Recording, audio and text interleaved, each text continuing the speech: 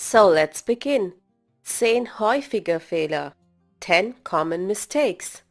The first one is use of the present continuous tense. Let's look at an example. In English, the sentence is I am learning German. Very often we come across the German translations by learners. Ich bin lernen Deutsch or Ich bin Deutsch lernen. Both these sentences are not correct. The correct translation would be Ich lerne Deutsch. English has multiple present tense forms. German has one form of the present tense. The German present tense is equivalent to all of the present tense English forms. In this video, the sentences written in pink will be wrong, whereas the sentences in orange will be the correct German sentences. Here are two more examples. Ich lerne Deutsch. You could use this sentence in German for the English equivalents I learn German or I am learning German. Similarly, ich höre Musik is the equivalent for I listen to music or I am listening to music.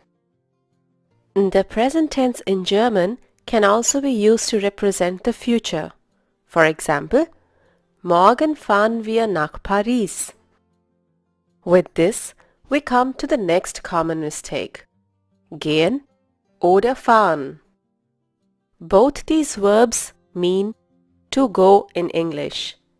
However, in German they have specific uses. Fahren is used for to drive or when you have a mode of transportation with wheels. For example, wir fahren nach Berlin or der Zug fährt nach Köln. Now let's look at the verb gehen. Gehen is used mostly when you show walking. Gehen wir einkaufen? And also used when you are frequently going to a place. For example, to school. Ich gehe 8 Uhr zur Schule. The third mistake is forgetting to use the accusative case. You use the accusative case when the object in the sentence has a masculine article. Let's look at a sentence. Ich möchte ein Hamburger essen. In this case, ein Hamburger is the object. The article for hamburger is der Hamburger.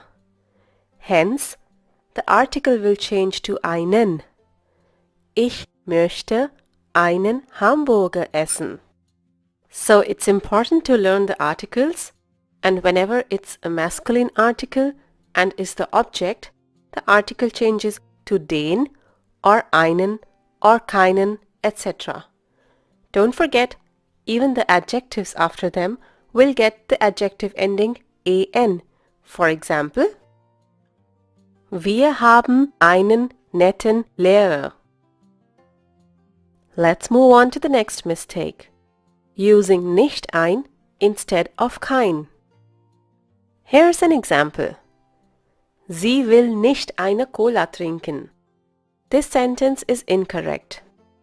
In German, we can directly use a negative article. Sie will keine Cola trinken. Here's another example. Er hat ein Auto nicht gekauft. Better would be to say, er hat kein Auto gekauft. In German, we have a negative article, kein. The conjugation of this article is the same as ein or eine. The next one is das oder das. We already have a complete video on this topic. If you want to watch it, the link is given below in the description. Das is an article, whereas das is a conjunction. However, there exists a confusion when to use them in subordinate clauses. Let's look at a sentence. Ich habe gehört, dass er krank ist. In this case, you will use the conjunction das and not the article das. Ich habe gehört, dass krank ist. Let's look at another example. Das Auto, das wir kaufen wollten, ist nicht mehr verfügbar. This one is a Relativsatz. In Relativsätzen, we should use das when the article of the subject in the first sentence is das. Das Auto, das wir kaufen wollten, ist nicht mehr verfügbar. Das with a single s is an article. It can also be used as a pronoun, whereas das with a double s is a conjunction. It joins two sentences or two parts of sentences. Moving on to the next one. Sehr versus viel. Let's look at two examples. Ich mag dich viel. Sie arbeitet in letzter Zeit sehr. The use of sehr and viel in both these sentences is wrong. Sehr is an adverb, hence used to describe verbs, like in the first sentence. Ich mag dich sehr. Whereas viel is an adjective used to describe nouns, like in the second example. Sie arbeitet in letzter Zeit viel. Let's look at two more examples. Milch enthält viel Calcium. Here viel is describing the noun calcium. Dieses Buch gefällt mir sehr. Here sehr is describing the verb gefallen. If you want to learn more about the difference between sehr and viel, you can watch our video on this topic. The link can be found below in the description. The next common mistake is the use of sehr viel and zu viel. Sehr viel means very much, whereas zu viel means too much. Here's an example. Er liebt sie sehr viel. Er liebt sie zu viel. In the second sentence, it indicates that he loves her at a higher level, which may or may not be acceptable. Now you analyze the difference between sie spricht sehr viel and sie spricht zu viel. Another common mistake is the wrong use of separable verbs, trennbare Verben. Here's an example. Ich vorstelle meine Ergebnisse. Vorstellen is a separable verb. The prefix is placed at the end of the sentence when conjugating it in the present tense. Ich stelle meine Ergebnisse vor. In German, a lot of verbs are separable. Prefixes such as vor, an, ab, aus, auf, mit, zu, and many more are separable. Sometimes one also forgets to use the prefix at all. For example, der Zug kommt 6 Uhr.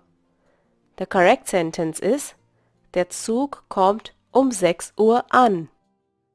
Another common mistake that we come across is use of Da-Wörter. Very often people say, wir können später über das reden. The correct way to say this would be, wir können später darüber reden. In this case, the preposition along with the prefix da is being used as a pronoun. These are known as Pronominaladverbien.